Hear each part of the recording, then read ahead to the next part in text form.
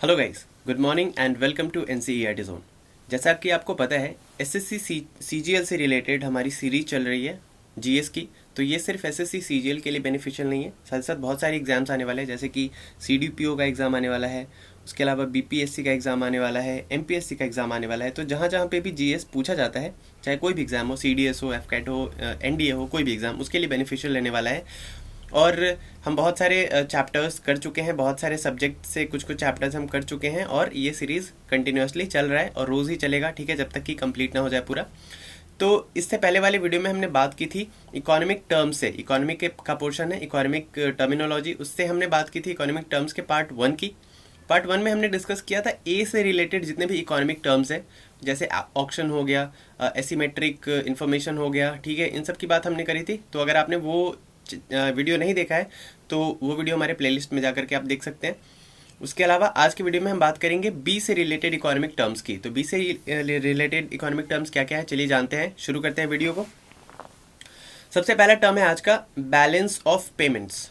सबसे पहला टर्म है बैलेंस ऑफ पेमेंट्स।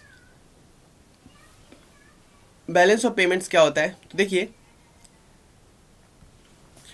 जितने भी मनी किसी कंट्री में आ रही है और जितनी जा रही है, अगर ये दोनों बैलेंस हो जाता है, इसी को बैलेंस ऑफ पेमेंट कहते हैं। ये एक्चुअली एक स्टेटमेंट होता है, जैसे बैलेंस शीट होता है ना, उसी तरीके का एक स्टेटमेंट होता है। अगर हम दो साइड में डिवाइड कर दें इसको, ठीक है, तो एक साइड में आप लिखोगे क्या, एक्सपोर्ट्स को, एक साइड में लिखोगे आप इम्पोर्ट्स को, ठीक है।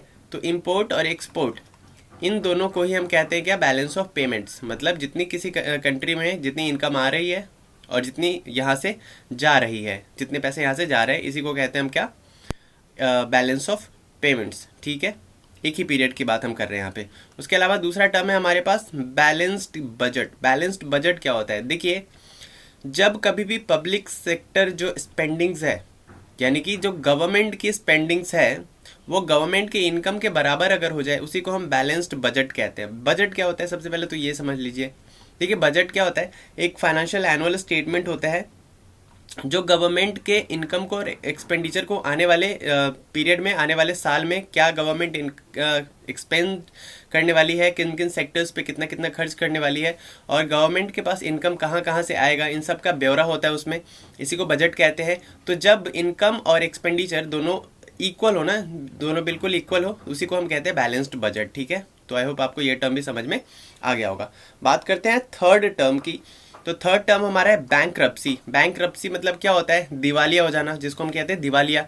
तो देखिए, आपने एग्जाम्पल से समझते हैं, आपने किसी से लोन ले रखा है और आप ऐसे हालत में नहीं है कि वापस उस लोन को रीपे कर सके, तो आप क्या कहलाएंगे, आप दिवालिया कहलाएंगे, सीधी सी बात है, आप बैंकरप्ट कहलाएंगे। क्लियर है। तो when a debtor is unable to make the payments owed to a creditor, जब कभी भी आपने किसी क्रेडिटर से पैसे ले रखे हैं, उसे आप रीपेमेंट करने के सिचुएशन में नहीं होते हैं, हालात में नहीं होते, आपके पास कुछ नहीं होती है, फूटी कौड़ी नहीं होती है, तो आप कहलाते हैं बैंकरप्ट, ठीक है। और इस सिचुएशन को कहते हैं बैंकरप्सी, दिवालिया हो जाना, दिवालियापन। नेक्स्ट टर्म है हमारा बार्टर। देखिए, बार्टर क्या होता है, अभी हमारे पास एक्सचेंज का मीडियम हमारे पास है, क्या है, वो है रुपीज़, ठीक है। हम किसी को रुपया देते हैं, उसके बदले में जो हमें चाहिए होता है वो हम ले लेते हैं। तो ये तो हमारे पास क्या है, एक स्टैंडर्ड फॉर्म ऑफ एक्सचेंज है, स्टैंडर्ड मीडियम ऑफ एक्सचेंज है। लेकिन पहले के टाइम पे ऐसा नहीं था, पहले पैसे नहीं हुआ करते थे, तो लोग कैसे एक्सचेंज करते थे, जैसे लोगों को कोई अनाज खरीदना है तो उसके बदले में पैसे कैसे देंगे, वो कुछ था नहीं, तो तब क्या था, तब बार्टर सिस्टम था, यानी कि गुड्स के बदले गुड्स दिया जाता था या सर्विस दी जाती थी, ठीक है। जैसे आपको किसी से चावल लेना है, तो मान लीजिए किसी के पास चावल है और आपके पास कपड़े हैं, तो उस बंदे के पास कपड़े नहीं है, आपके पास चावल नहीं है, तो इन दोनों का एक्सचेंज हो जाता था। तो जो गुड्स टू गुड्स एक्सचेंज होता था ना पहले, सामान के बदले सामान, इसी को हम कहते थे बार्टर। क्लियर है। चलिए बात करते हैं नेक्स्ट टर्म की। नेक्स्ट टर्म है हमारा बियर। बियर क्या होता है, बियर एक ऐसे इन्वेस्टर को कहते हैं, एक ऐसे पर्सन को कहते हैं जो शेयर मार्केट में इन्वेस्ट करने जा रहा है, लेकिन उसे डर है कि कभी भी जो सिक्योरिटीज है ना, जो शेयर्स है, जो बॉन्ड्स है, इसके प्राइस कभी भी गिर सकते हैं, इसको हमेशा डर लगा रहता है, इसी को कहते हैं हम बियर, ठीक है। बियर किसे कहते हैं, an investor who thinks that the price of particular security or class of securities is going to fall, ठीक है, इसी को बियर कहते हैं। और बियर का उल्टा क्या होता है, बियर का उल्टा होता है बुल, यानी कि बुल ऐसे इन्वेस्टर्स होते हैं जिनको ये लगता है कि शेयर का प्राइस बढ़ेगा। तो हम इस तरीके से समझ सकते हैं कि बियर क्या है, एक नेगेटिव पर्सन है, बुल क्या है, पॉजिटिव पर्सन है, यानी कि बुल आशावादी है और मतलब ऑप्टिमिस्टिक है, और बियर क्या है, पेसिमिस्ट है। क्लियर है। चलिए बात करते हैं बिहेवियरल इकोनॉमिक्स की। तो इकोनॉमिक्स में बिहेवियरल इकोनॉमिक्स का क्या फ़ायदा है? तो बिहेवियरल इकोनॉमिक्स में क्या होता है कि यहाँ पे कॉन्सेंट्रेट किया जाता है ह्यूमन के, जो हमारे जो मार्केट है ना उसमें ह्यूमन के बिहेवियर्स पे कॉन्सेंट्रेट किया जाता है कि वो किस तरीके से डिसीजन ले रही है, किस प्रोडक्ट को चाह रही है, कितना पैसा देना चाह रही है। तो इस तरीके से ह्यूमन बिहेवियर को क्या करना, ऑब्जर्व करना, और इससे क्या करना, इकोनॉमिक्स में अपने बिजनेस को रन करना, इसी को कहते हैं बिहेवियरल इकोनॉमिक्स। ठीक है, मतलब आप ह्यूमन बिहेवियर पे कंसंट्रेट करते हो, देन आप इकोनॉमी क्या करते हो, थ्योरीज प्रेडिक्ट करते हो कि क्या करना चाहिए, क्या होगा फ्यूचर में। क्लियर है? चलिए बात करते हैं अब हम नेक्स्ट टर्म की। नेक्स्ट टर्म हमारा है ब्लैक इकोनॉमी। क्या है? Black economy. तो देखिए ब्लैक इकोनॉमी क्या होती है, जब कभी भी आप किसी सर्विसमैन को, चाहे आप किसी से मान लीजिए आप काम करवाते हो, और वो सर्विसमैन कोई भी हो सकता है, फॉर एग्जांपल कोई बिल्डर हो गया, ठीक है, या कोई भी सर्विसमैन हो गया, जिससे भी आप काम करवाते हो, आप किसी से अपना घर बनवाते हो, या फिर अपने गाड़ी की सर्विसिंग करवाते हो, ठीक है, मान लीजिए आप अपने घर में एसी लगवाते हो, तो जो भी सर्विसमैन आपके यहाँ काम करने आता है, आप ना उसको कैश में पेमेंट कर देते हो, और उसका कुछ पक्का बिल बनता नहीं है, ठीक है, आप उसको कैश दे देते हो। तो जब आप कैश देते हो, आप देते हो, सर्विसमैन ले लेता है, ठीक है, सर्विसमैन क्या करता है, वो कैश ले लेता है। तो क्या गवर्नमेंट को ये पता चलता है कि वो कैश किसी के पास आया, किसी का इनकम का सोर्स बना वो कैश? नहीं पता चलता है गवर्नमेंट को। तो ये जो कैश है ना, वो गवर्नमेंट के रिकॉर्ड में नहीं आ पाता है, और जब गवर्नमेंट के रिकॉर्ड में नहीं आ पाता है, यानी कि वो कैश टैक्सेबल इनकम का पार्ट नहीं बन पाता है। क्लियर है? और जब टैक्सेबल इनकम, यानी कि जब उस इनकम पे टैक्स ही नहीं चार्ज होगा, गवर्नमेंट को कुछ इनकम ही नहीं होगा, तो क्या वो जीडीपी का पार्ट बनेगा? बिल्कुल नहीं बनेगा। ठीक है, तो हमारी जो ग्रॉस डोमेस्टिक प्रोडक्ट है ना, वो इंक्रीज नहीं हो पाता है, जिसकी वजह से क्या होता है कि हमारा जीडीपी इंक्रीज नहीं होता है, और जो कंट्री है ना, वो जितनी एक्चुअल में रिच होती है ना, उससे कम रिच दिखाई देती है। यानी कि मार्केट में पैसा तो बहुत है, लेकिन गवर्नमेंट के रिकॉर्ड में बहुत कम पैसा है, तो एक्चुअल में जितनी वो कंट्री रिच है, उससे कम रिच दिखाई देती है। तो ब्लैक इकोनॉमी इसे ही कहते हैं, जब गवर्नमेंट को कानो कान खबर नहीं लगती कि किसी के पास इनकम हो रहा है, किसी का एक्सपेंडिचर हो रहा है, गवर्नमेंट के रिकॉर्ड में वो चीज़ें आ नहीं रही है, तो इस तरीके की इकोनॉमी क्या कहलाती है, स्ट्रक्चर इस तरीके का कहलाता है ब्लैक इकोनॉमी या फिर अंडरग्राउंड इकोनॉमी। क्लियर है? चलिए बात करेंगे नेक्स्ट टर्म की। अब नेक्स्ट टर्म है बॉन्ड। बॉन्ड क्या होता है? देखिए, जिस तरीके से होता है ना, जिस तरीके से होता है हमारा शेयर, जिस तरीके से हमारा होता है डिबेंचर, उसी तरीके से हमारा क्या होता है, बॉन्ड होता है। तो बॉन्ड क्या होता है? बॉन्ड भी एक तरीके से आप कह सकते हैं कि एक इंस्ट्रूमेंट है, जिसके जरिए गवर्नमेंट या फिर कोई कंपनी या फिर कोई भी ऑर्गेनाइजेशन क्या करती है, अपना क्या करती है, मार्केट से पैसे उठाती है। ठीक है, अब कैपिटल जनरेट करती है। मान लीजिए किसी कंपनी को पैसे का काम है, या फिर किसी गवर्नमेंट को पैसे का काम है, तो वो क्या इशू करती है, बॉन्ड इशू करती है। और वो बॉन्ड इशू करती है, और हम बॉन्ड खरीदते हैं, तो उसके बदले में गवर्नमेंट को पैसे देते हैं, और उस बॉन्ड पे हमें थोड़े बहुत इंटरेस्ट मिल जाता है। ठीक है, जो भी इंटरेस्ट मिलना होता है वो हमें मिल जाता है। तो बॉन्ड एक ऑल्टरनेटिव है, जिसके थ्रू क्या होता है, जो इशूअर होता है, या चाहे वो गवर्नमेंट हो चाहे कोई कंपनी हो, वो कैपिटल रेज करती है। जिस तरीके से शेयर्स और डिवेंचर बेच के करती है ना, उसी तरीके से बॉन्ड भी एक क्या है, इंस्ट्रूमेंट है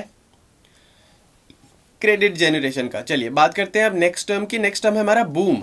बूम नाम से ही पता चल रहा है कि अचानक से ग्रोथ हो जाता है मार्केट में, सडन ग्रोथ हो जाता है, इकोनॉमिक ग्रोथ।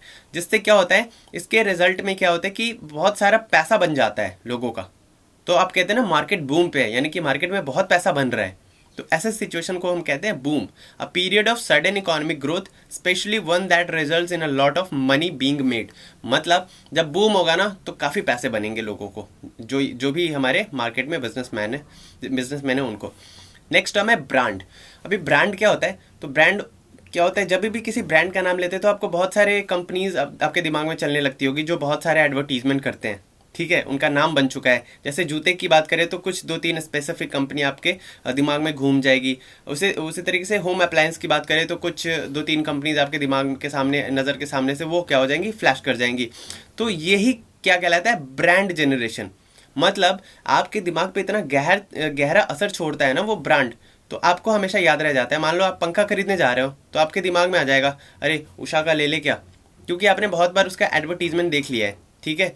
उसी तरीके से आप जब बल्ब खरीदने जाते हो तो आपको लगता है कि अरे ये वाला सूर्या का ले ले क्या, या फिर ये वाला ले ले क्या। आप फ्रिज खरीदने जाते हो आपको लगता है अरे वर्लपूल का ले ले क्या, या फिर सैमसंग का ले ले क्या। टीवी खरीदने जाते हो तो 2-3 कंपनी, ठीक है। तो ये सब क्या होता है, ब्रांड इसीलिए जेनरेट किया जाता है कि ब्रांड एक टर्म होता है जिससे बिजनेस क्या करती है, मार्केटिंग करती है अपने कॉन्सेप्ट्स को, जो उस कंपनी को हेल्प करता है अपने आप को औरों से अलग करने में। क्लियर है, अपने आप को औरों से अलग दिखाने के लिए ही ब्रांड क्रिएट किया जाता है एक किसी भी ऑर्गेनाइजेशन के द्वारा। तो ब्रांड क्या है, कुछ नहीं है, ब्रांड एक सिंपल टर्म है जिसको मार्केटिंग के थ्रू इतना पावरफुल बना दिया जाता है कि आपको वो ब्रांड है ना हमेशा याद रह जाता है और उस कंपनी को काफ़ी फायदा होता है इस वजह से। क्लियर है। बात करते हैं बजट की।